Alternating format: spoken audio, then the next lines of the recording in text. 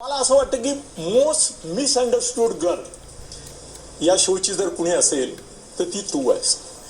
आणि आपल्या समाजामध्ये थोडंसं असं आहे की जो पुरुषाला आक्रमकता ही रांगडी गोष्ट म्हणून किंवा कसा तगडा रांगडा आहे म्हणून कौतुक केलं जातं, तेच गुण जर स्त्रीने दाखवले तर लगेचच अरे हे काय असं वाटतात का मुली, असं बोलण्याची आपल्याकडे परंपरा आहे.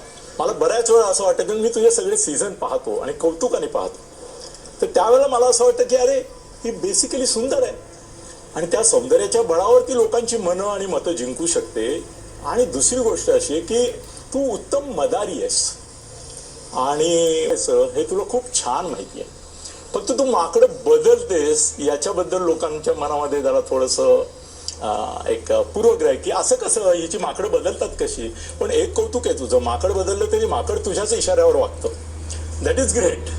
पण एकच सांगतो तुला की तुझ्याशिवाय बिग बॉस म्हणजे जर कोल्हापुरी रस्सा खायला आपण जातो किंवा प्यायला जातो तर त्याच्यामध्ये तो जो मसाला तिखट आणि कोल्हापूरची लवंगी मिरची वगैरे तो सगळा जे असताना तो तू आहेस.